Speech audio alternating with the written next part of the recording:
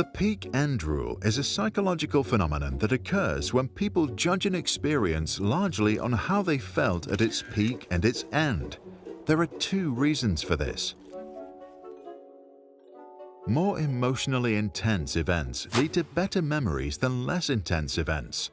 So, if you experience a drama, the peak is what's most moving, and to the mind, that's the most vivid mental snapshot. We have a better memory of the end of a sequence, a phenomenon known as recency bias. If you get to eat 3 different desserts in a row, the second dessert forms a new memory that makes it harder for you to recall the first. And when you've finished all 3, your brain remembers the last one most clearly. However, the rule does not always work. As we go into an experience, our expectations play a lead role.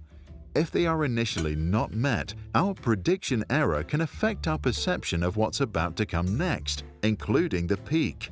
But for now, let's assume that everything goes according to plan. Say you go to eat out at a cheap diner and your expectations are low. Then, the memory of your evening will be formed by the peak and the end. The dry salad, the bad music, and the dirty bathroom are long forgotten. Later, you might rate the experience as exceptional. But what if your expectations are not met? If you go out to eat at an expensive restaurant, you can have high expectations. If the initial experience doesn't meet them, your mind decides that the place isn't that good after all, and you'll see everything through an overly critical lens. The peak is discounted, the end outrageous, and then the overall experience is rated poorly. So if expectations are low, the rule works. If they are high, it's important that they are met right at the start. Evidence for the rule was established through an experiment in which people were subjected to an unpleasant experience in 2 different ways. The first trial had people submerge a hand in cold water for 60 seconds. In a second trial, people put their hand in the same cold water for the same amount of time, but then kept it there for another 30 seconds, during which the temperature was raised by about 1 degree Celsius. The subjects were then offered the option of which of the 2 trials to repeat. And as it turns out, they were more willing to repeat the second trial, despite the prolonged exposure to the cold water.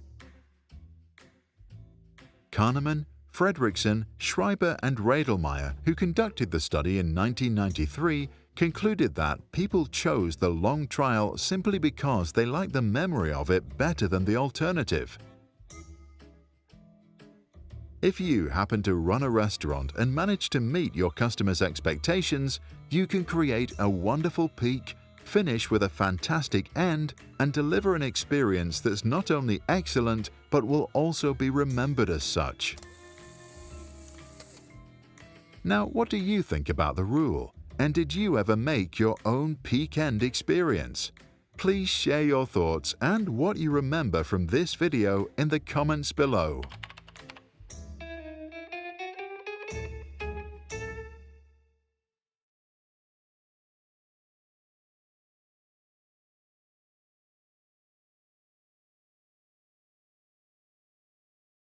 If you like how we explain complicated ideas in simple cartoon animation, you can support us. Visit patreon.com/sprouts. Just visit us, learn how it works and what's in it for you. We hope to see you there.